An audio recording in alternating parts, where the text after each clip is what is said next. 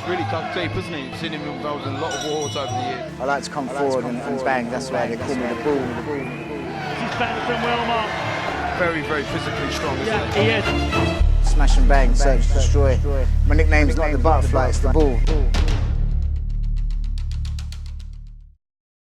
Fighting's a physical sport, but for me, the journey's internal. Like from when you first fight, when you're out of shape, when you're in a fight camp, then you've got to work out a game plan, then you've got to rep it out, then you've got to practice it, then you've got to listen to your coach. That's the journey, man. And that journey in that 6 weeks is you becoming a better person. So that's why I like that journey to becoming better. That's why I'm not ready to hang up the gloves yet.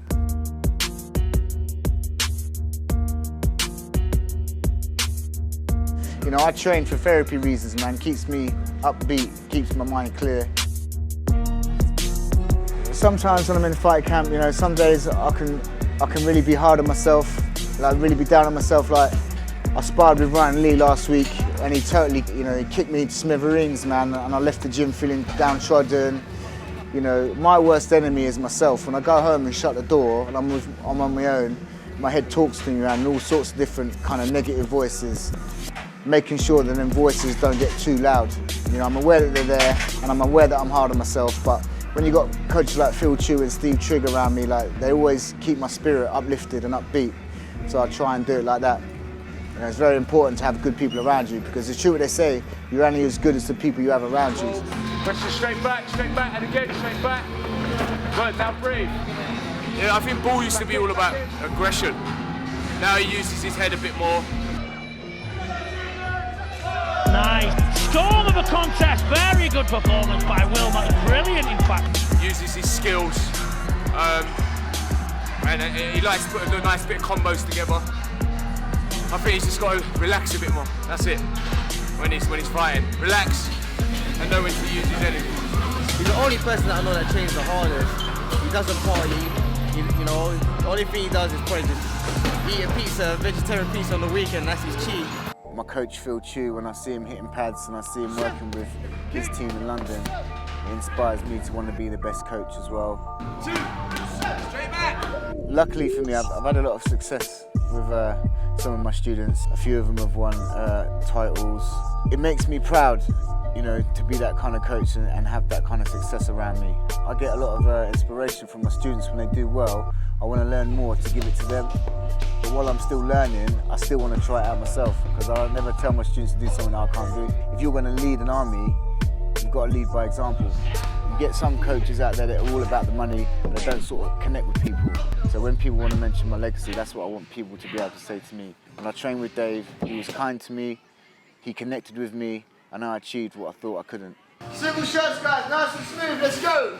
Motivation for my upcoming fight is a friend of mine, Lee Badman, and he asked me to fight on his show because he's trying to fit his house out so his daughter can have wheelchair access, she can get about the house and live comfortably.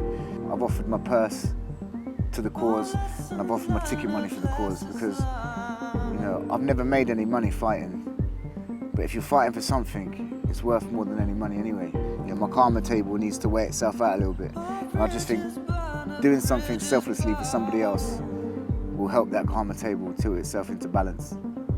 That's why I'm doing it. Call me the bull for a reason. I don't just quit. You have to knock me out, shoot me to get me out of there, man. They ain't beating me by fists. You have to shoot me or knock me out clean. There's no way no one's stopping me, that's it. I'm the bull for a reason, and that's why I'm the bull. I'm passionate about getting the win and helping Lee get his daughter what she needs for a decent quality of life. That's my motivation. It's on July the 10th. I'm fighting a Polish guy called Artur Saladic. He fights from Sonny Pires' gym. He's Polish, he's strong. He's a very forward fighter. So I've been working with Phil on a game plan to get around it.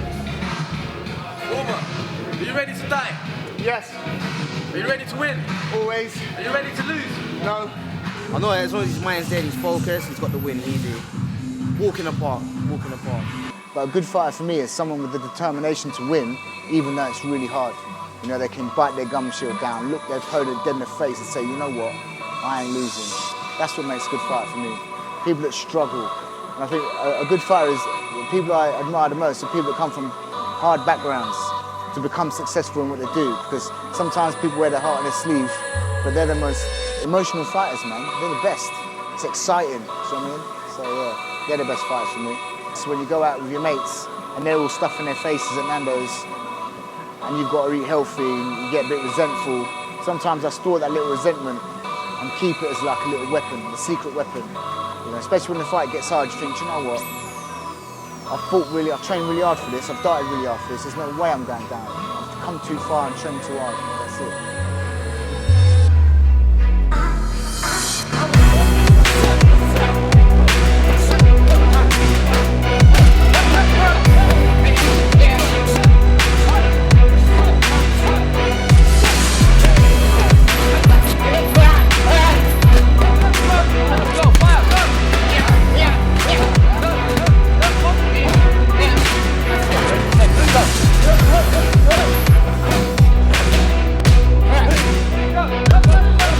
I always say to my students, if your fight camp is a good day every day, it's not a good fight camp. Do you know what I mean? It's a false sense of security. You need that, man.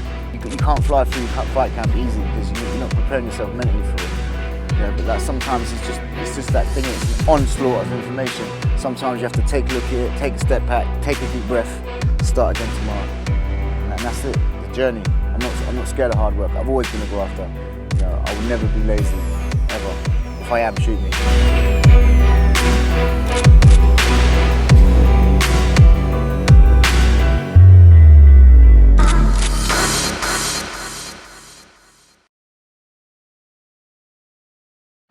Do that.